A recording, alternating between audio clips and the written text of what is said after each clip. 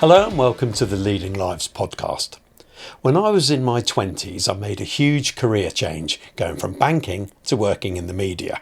Ever since, people have expressed surprise at someone making such a radical change. Today's guest has made arguably an even bigger change. Let's meet Caron Smith.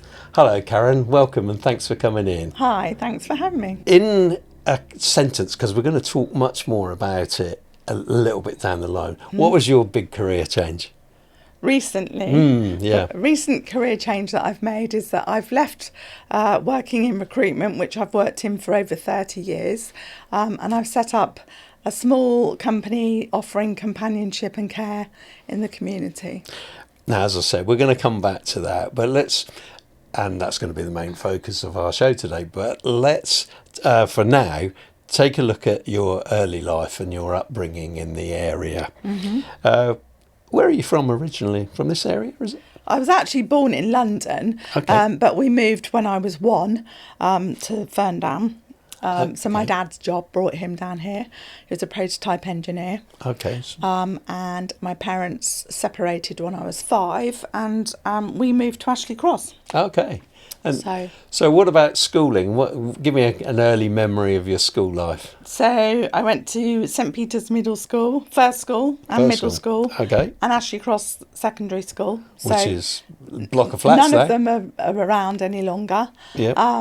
With a very short stint, we lived abroad in the Bahamas. Oh, wow. For a very short stint, about 9 months. Right. And I came back to Ashley Cross Girls' School. So, as a sort of a blossoming teenager or whatever, I've got a 17-year-old, or nearly 17-year-old daughter who's now looking at her career options and things. What was your sort of aspirations at that kind of age to what kind of career you wanted to develop? I didn't really know, to be honest with you, like most children that leave school. Yeah. And I had no aspirations for further education at all. And none of my friends went on to college or university. Some of them did apprenticeships, hairdressing. But I wanted to be a nanny when I first left school. And we had a class in my school called Parent Craft. So that's what I wanted to do. Anyway, I went to Paris when I was 17. I answered an advert in the Lady magazine and they phoned up and hired me over the phone. And I went to Paris to be a nanny and I lasted 6 days. Oh, really? 6 days? I was very homesick. It just didn't work out really. Oh, dear. Not good. Anyway, and then I came back and I went to work in a hair salon, but I did like all the payroll and stock taking and stock ordering and all that sort of thing. So more admin really. Then I went to work for Frizzell's, as it was then back in the day, in customer services. Right. So I had a friend that worked there. Now, after a few years, you went to Los Angeles. Yeah, so then, so I was in Frizzell's customer service and I'd had enough of that and I walked around some recruitment agencies and I landed myself a job in recruitment and I ended up working for, Alfred Marks as it was, which then became Adecco, which was worldwide. Right. I found myself in a relationship with somebody who lived in Los Angeles. Right. Long story short, I managed to get a visa from the organisation and I worked out there for 3 years. Wow. How did you find the change of lifestyle? Oh, it was amazing. The best climate for me anyway, because in the summer it was never too hot, probably no warmer than about 80 degrees. Still pretty warm. So, but warming up and not boiling, you know. Yeah. And then in the winter months it was sort of no colder than about 60. But what was great with LA was that you were an hour flight from San Francisco, Vegas. You could drive down to San Diego in 2 hours. It was such a great hub and everything was on your doorstep. You could be skiing in the morning and sunbathing on the beach in the afternoon, you know, at certain times of the year. So, and I was in my early 30s. I went out there in 98. Don't give away too much about the age. Right, Yeah. okay. Yeah. Anyway, I had the blast. I had the best time ever. What was your favourite spot over in the US? I lived in Santa Monica on the Right. beach. Oh, I right, mean, okay, it was yeah. just amazing. Yeah. Yeah. Everything yeah. about it was great, really. Dare I ask what made you come back? Well, I had been working, we were encouraged at work to go on to a commission-only scheme, and I was doing really well. But the economy started to take a bit of a downward turn. This was which year, roughly? This was 2001. Okay. And then 9/11 happened. Yeah. So I was out there for that. And I was living with an American, and I found out that he was stealing money from me. So that was a catalyst, really, that I decided to pack my bags and come home. Do you know, you're the second guest. You're the second guest in 3 weeks. There was a lady on here a couple of weeks ago, Katie Street from the Street Agency, Right. who found out quite dramatically that her husband was involved in something illegal, and the police came charging down her door and things like that. So wow. maybe I'm advocating this in the podcast at the moment. So you came back to the UK, and if I'm correct, you started in a business of placing nurses and other healthcare professionals into the private sector. Well, I came back to Adecco, Okay. who I've spent 14 years with them in total, Okay. which is quite unheard of in the recruitment industry, to be with an organisation for quite a significant amount of time. But eventually I moved on, and I worked in finance recruitment for a little while, banking and finance. Okay. But then eventually, I set up with a friend. We had been talking about it for a number of years, to recruit nurse managers into care homes and such like. Did you enjoy that? It was okay. It was a glorified telesales job, if I'm really honest, because we used to have to, rather than advertise in the normal way, find a job from a supplier company that was recruiting and then go and source the people. We used to find the people first, which was a bit of a novel way then, and market them into organisations. So we were sort of working with a blank canvas, if that makes sense. Yeah. But it was a lot of telephone calls, so not particularly, to be honest.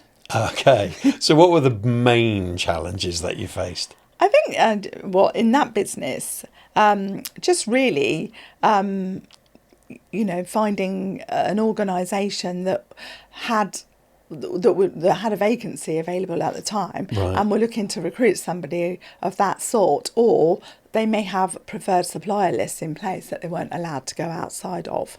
So that was the main challenge. Okay. Alongside your career, for a time, you took on another role outside of work as a foster carer. Yeah, I did, yeah. And what attracted you to doing that? Well, I always loved children, but I didn't have any of my own. Not that I desperately wanted a child, but it was never really on my radar, even though I was married a couple of times. Just throw that in there, married a couple of times, But it wasn't really on my radar. So somebody said to me, you are really good with children and you like children, and I did need an income, and it is paid. So it was sort of marrying all those things together. And then when we researched it, and my partner at the time, my husband at the time, he had, his marriage had crumbled when his children were very young. And I think he sort of felt that he still had quite a lot to give. Right. He still kept, he still had a really good relationship with his children. But we looked into it, and it's quite, it's a really vigorous path to go down. It's very intrusive. Yeah. As you would imagine, they interview all of your friends and family. Friends as well. Friends and family and employers. Really? Yeah, and they go through all your bank accounts, etc., to make sure that you're not sort of, in massive debt and you're doing this for the money only. Wow. Yeah. And so it must have been quite a relief to get through that. Yeah, sorry. It was about 6-month process that we had to go through before we were, validated.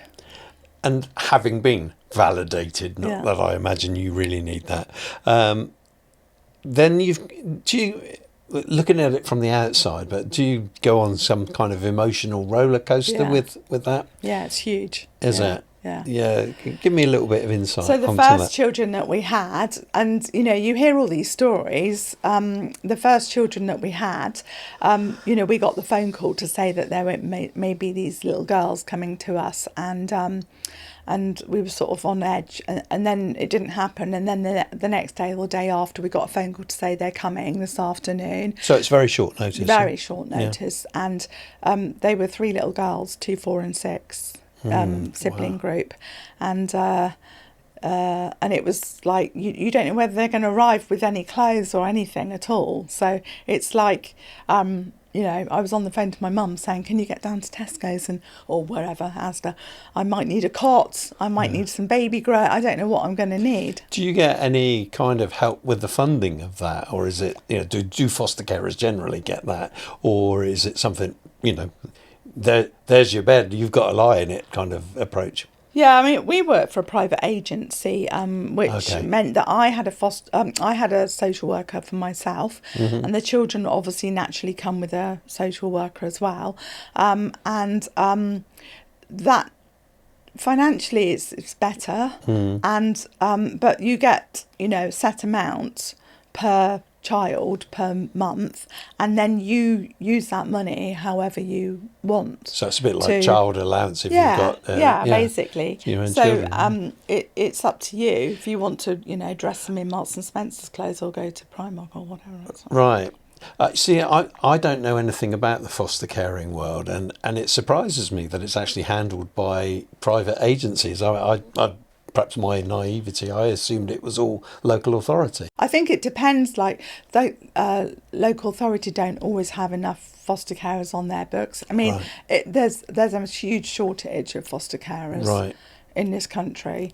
How tough was it when you had to hand the children back? With these 3 girls, I knew that it was a very unusual situation, this particular case, because the father was going to work with social services to get them back, and the mother wasn't going to be in the picture. So I had quite a close relationship with him, and the mother was still allowed to see the children. And because the social services were working with this family because if the children aren't in a dangerous situation, they'll always try to repatriate the kids, with their natural parents. And so they were working very closely with this couple, with the dad in particular, to try and get... So it was kind of like I knew what was happening all the way along.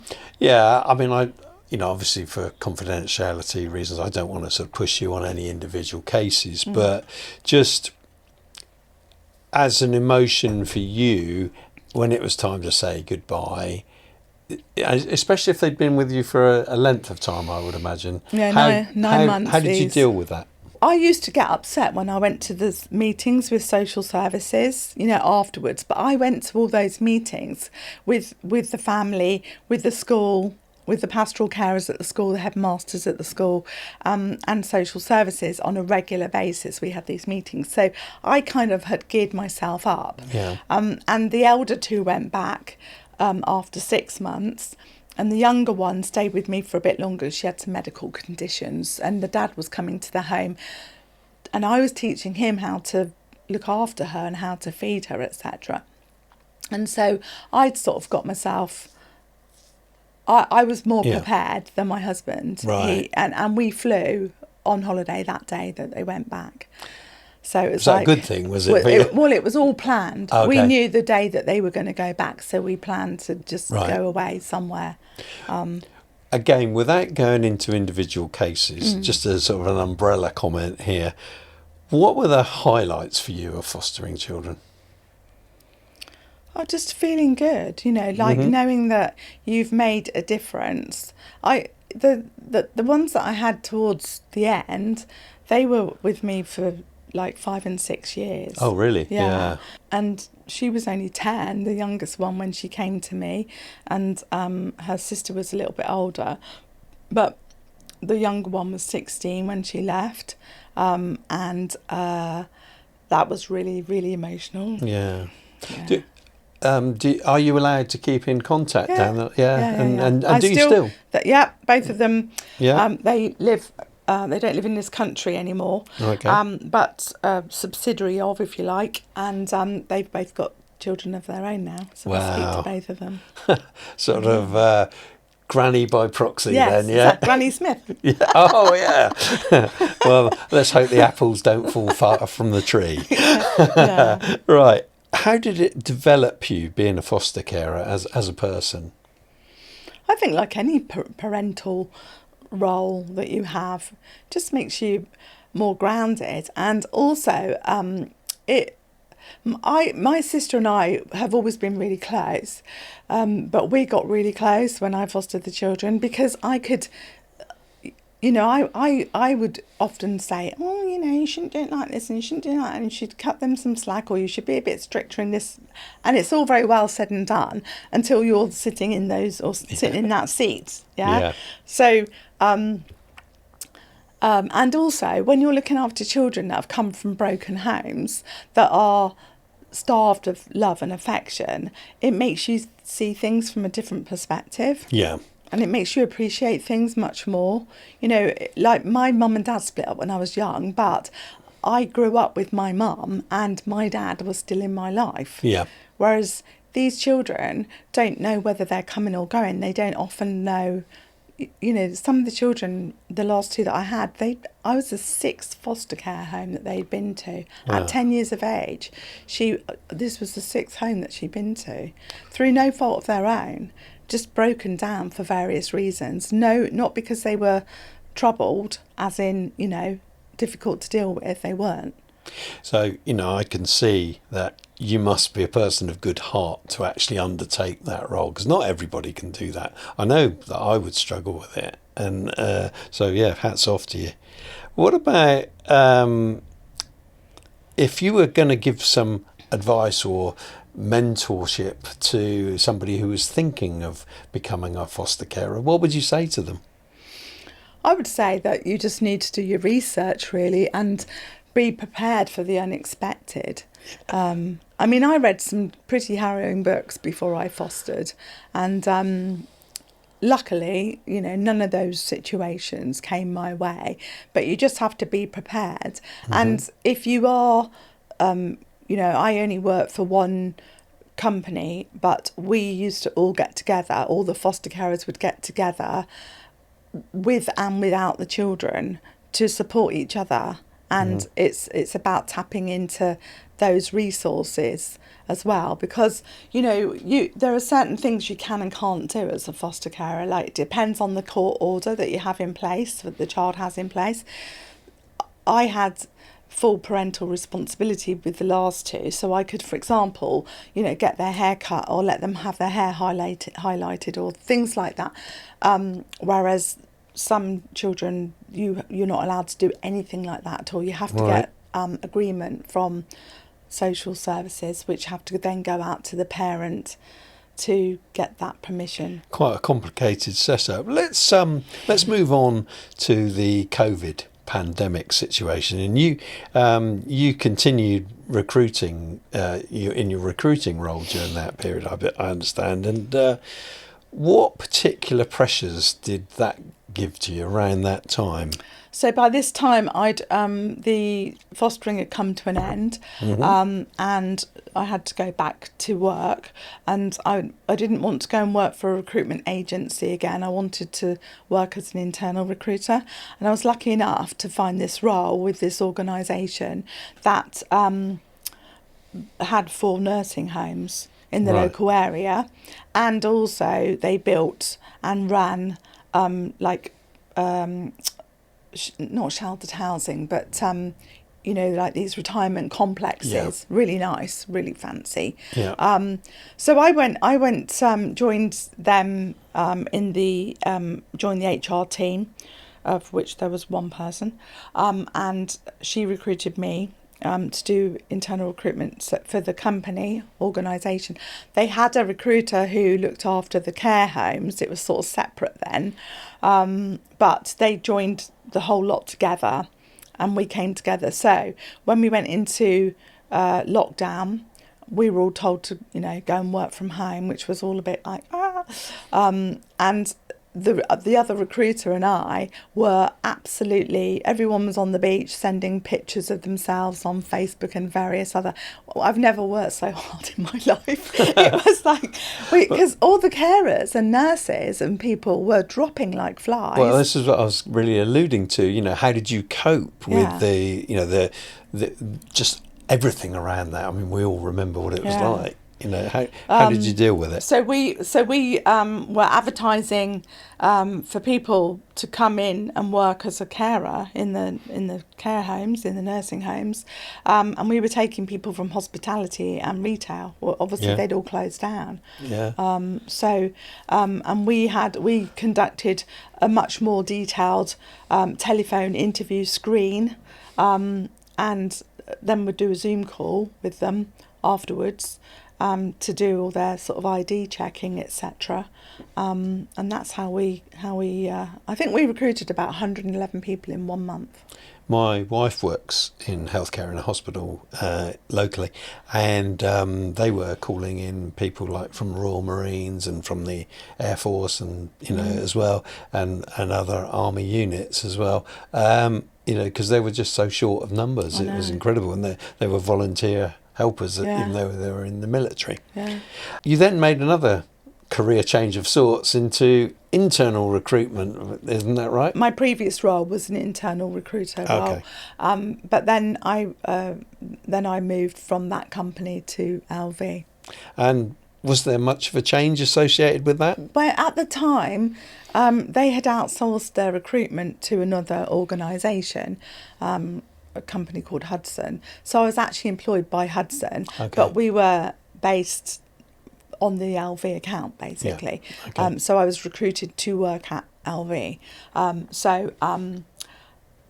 mean, it was a large, you know, corporate organisation, which funnily I worked at because it was for sales donkeys years ago. Yeah. When I was really young, first left school. Now, after 3 or 4 years, was it? I guess you moved on for that, and now we bring you up to, we're about halfway through the show, and you know, so I wanted to spend the rest of the show talking about what you do now, having given people an insight into what's taken you to this journey. Now, tell me in a bit more detail what it is you do now and what made you want to do it. Right, okay. So what I do now is I've set up a small business which is offering companionship, care, home help, and it's not necessarily, you know, based purely for elderly people, but anybody. So it could be somebody who is disabled, or someone just come out of hospital, had an operation, needs some help around the home. It could be somebody who's lonely, who just needs a companion to go in. I cook if you want me to. I can clean. I can help. You know, so it's tailored to everyone's specific needs and requirements. You don't do anything medical, though, do you? No. Yeah, and so it's slightly different in that respect to one's conventional view of a carer, if you like. Yes. Yeah, and I don't do sort of intimate personal care as such. But you know, it's open for discussion, dependent on the person and how mobile they are. Right. Now it's I've got to choose my words carefully here, Caron, but it's a big call to change direction sort of at a more mature stage of your life. I did it as a young person. It was hard enough then, you know, not that you're anything like old. I'm going to dig myself a hole in. How easy or difficult was the decision to make that jump? I've been thinking about it for about a year or so, and I was planning. It was going to be sort of my semi-retirement. So I was planning to do this in a couple of years' time, really. But I've been talking about it for a good couple of years, in fact.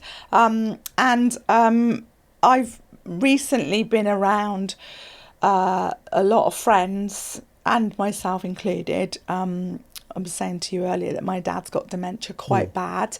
So bad now that you can't really hold a conversation with him at all. However, saying that, he's still at home and he's quite content. And my stepmom's doing an amazing job, you know, looking after him. And I've got friends who have similar situations. So, you know, either parents with dementia that's slowly, progressively getting worse, or elderly parents that are needing more and more support.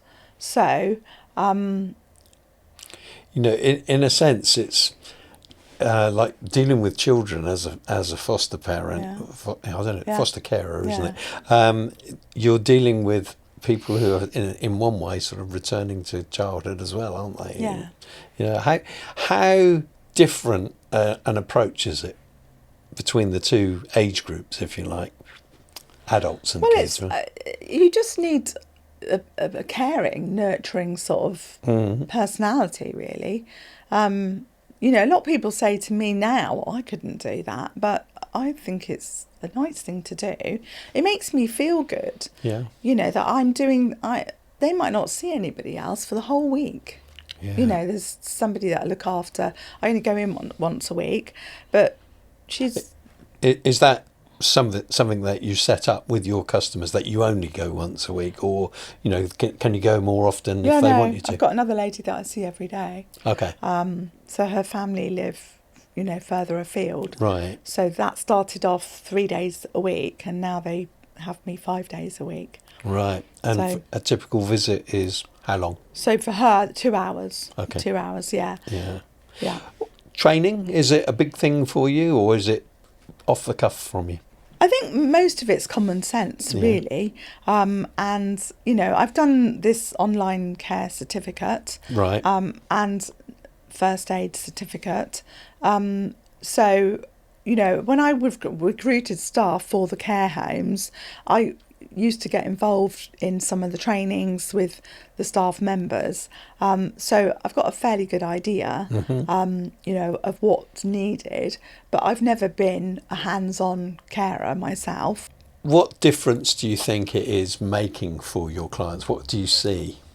Well, it's lovely for them to have somebody that, you know, comes in that's quite bubbly and cheerful. And you. yeah, me. I had a phone call last week or the week before. A lady had been in hospital, had a hip operation, and she just wanted me to come in and help with some light housework duties. And so that'll just be a temporary thing for a few weeks until she's back on her feet. Right. And what have you seen so far that's made you think, yes, I've made the right choice to get out of the big corporate world and do this? Well, I've got more flexibility, haven't I? In as much as I can, you know, I can pick and choose when I want to work and the clients that I work with.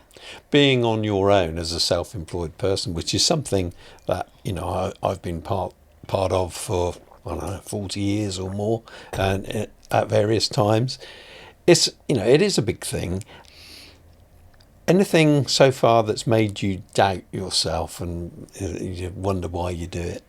No, not at all. Brilliant. That's a great answer, isn't it? Yeah. Because I don't know about you, but as I said, I've been self-employed a long, long time, and I don't doubt my reasons for doing it. And sometimes I've over the years I've wondered, oh, am I doing the right thing? You know, I used to work in banking, funnily enough, and earned a stupid amount of money for doing not much. And sometimes I think, oh, you know, did I do the right thing financially, or am I going to survive financially? Those kind of doubts. Yeah. Well, I mean, I've not been, you know, self-employed for that long. So far, it's just going from strength to strength, and I keep bumping into people who saying to me, I need to take your card. I need to, you're my mum, my dad, friends, neighbours, etc. So I'm getting more and more inquiries. I've got a couple of new clients. I'm going away on holiday for a couple of weeks. Not ideal timing, but it was pre-booked. And I've got a couple of new clients when I come back. My mother has care. Now, this is medical care as well, daily. And one of the big things that I notice is the churn of staff. I can go there 3 times and see 3 different people. Yeah. And some of that is obviously intimate care as well, And how important do you think it is that it's you being a consistent presence with these people rather than random strangers, if you like? Well, it's funny because lots of people have said to me, you'll end up taking on lots of staff and you'll be really busy, and I'm not going to. I'm not planning to anyway. I may take on one person who's a close friend of mine who may come and work with me potentially, but that would be it. I don't want to. But when you're running a care agency, I don't want that hassle or pressure or stress. If one of my people can't get to a client and I'm with some other client, what am I going to do? Yeah. And also, even if things run smoothly, you're opening up a whole world of bureaucracy and administration, which I sense chatting to you would probably sap pure enjoyment of what you're doing. Yeah, exactly. I just want to, I can guarantee 100% reliability because it's just me. Yeah. So that's what I plan to continue. Well, high percentage, maybe not 100%, because we all get ill. Well, hopefully, I know. Hopefully not. Overall, how rewarding are you finding it so far? Yeah, I love it. It's great. Yeah. What's the most enjoyable part? I mean, I like cooking. Yeah? Yeah, I really like cooking. So I like I might book you myself. meal preparations and, making healthy meals. Yeah. What's your best dish? Well, I've got lots of different dishes that I could do, but I haven't, been doing them for many people.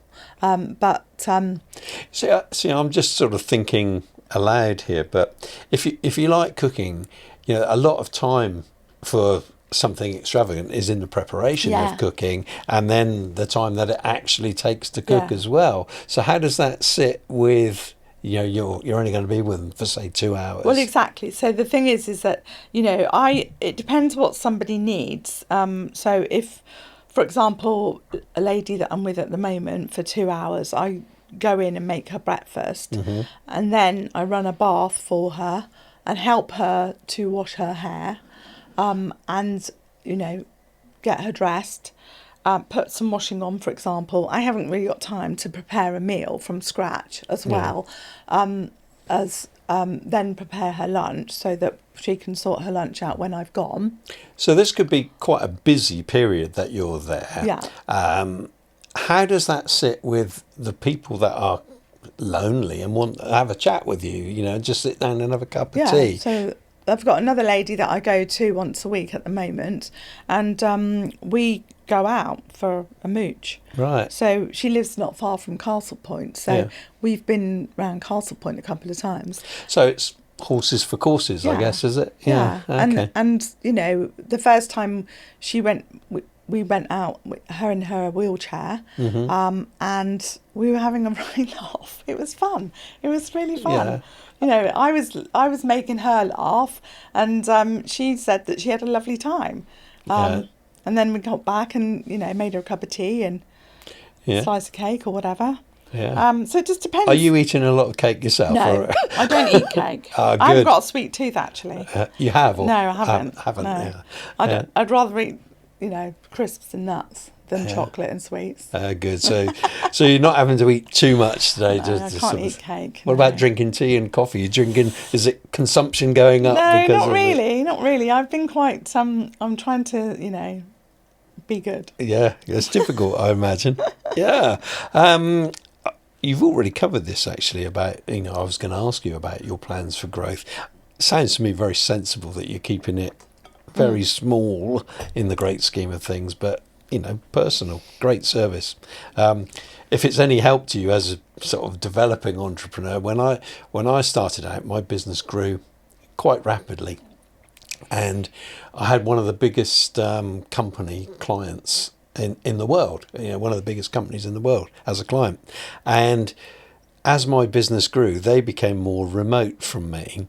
And they actually said to me, Chris, when you started out, you were the face of your business. We employ you because of you. And then, so that was something that was a shot across the bows, really. So yeah, it's good that you're keeping it small. Yeah. There's a big thing with if you go to entrepreneur seminars and things like this, they always tell you that you've got to become the latest, Amazon or whatever. And not everybody wants that. No. It's about being in control of your own life. Yeah. Yep. Okay. How does working for yourself compare to working in the corporate world overall? Obviously, it gives you more flexibility, but what about enjoyment? There are times in your life where certain roles suit you. When you work for a large corporation, I think there's a lot to be said for all the benefits that a lot of organisations do offer. I did walk away from a very good benefits package. Yeah. Paid holidays. Yeah. Like 30 days or something ridiculous. That's a lot of holiday. I think when people, it is. When people think self-employed or whatever, they think, you don't pay much tax. But the other side of it is, you don't have holiday pay, you don't have sick pay. Pensions, some pension schemes, employers are contributing 30% of your salary, and it's, and public sector pensions, historically have always been very good. So, there's two sides to every coin. And what things have you struggled with, if anything, so far since you set up on your own? Or what things have you had to adjust to, even if you haven't struggled? Not too much, just trying to...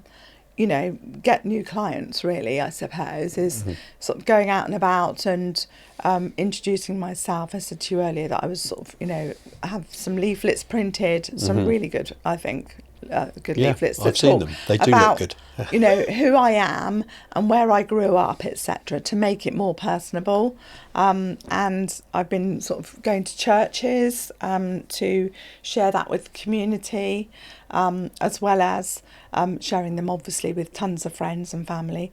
But any communal places that I can think of.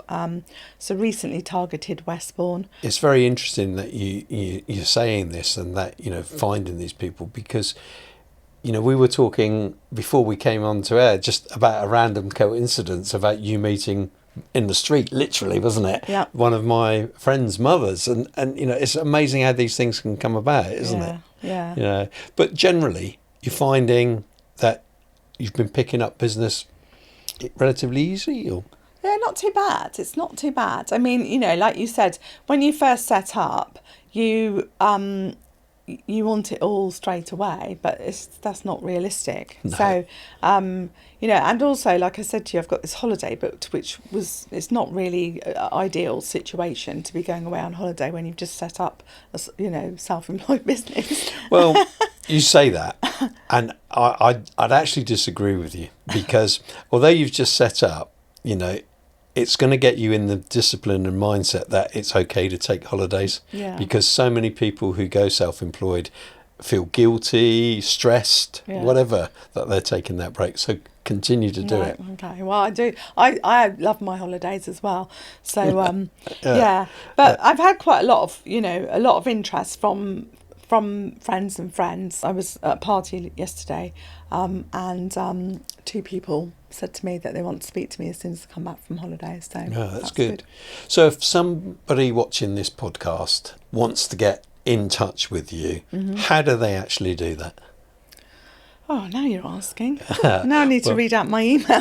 No, I'll tell you what I'll do. If you like, with your Yes. permission, I'll put an email caption up for you Yes, here. yes. Right, it should be on the screen now, everybody. And and maybe a telephone number if it's on your leaflet. Yes, it's on my card. All Yeah, right, yeah. So there we are. Look at the screen now and you should see the details. So get in touch with Caron.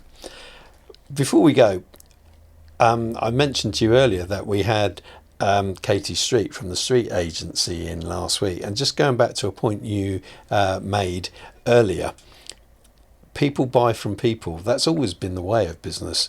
It sort of went away from a while with big corporates, but I think more than ever, and as came out in the discussion with Katie, more than ever, people are going back to that ethos of, buying from people. So being a person who's who cares about other people is going to stand you in good stead, I'd say. Yeah. Hopefully. Have you enjoyed the podcast? I have, yes. Yeah, it's been a bit of fun, hasn't it? Yeah. So thanks very much, Caron, for coming in. Thank you. All right, Thanks. Thank you. Well, that's it. We've reached the end of this week's show. Caron, wonderful guest. I think she's a wonderful person, and I wish Caron all the best for the future. The best thing about hosting this podcast is the range of people that I'm meeting and hearing their stories. If you've missed any previous episodes of the Leading Lives podcast, please go back and watch them or listen to them, some of the older episodes. I've had loads of incredible guests so far, with plenty more to come. I'd love to get more feedback on the show and more suggestions for guests, so please get in touch. See you soon.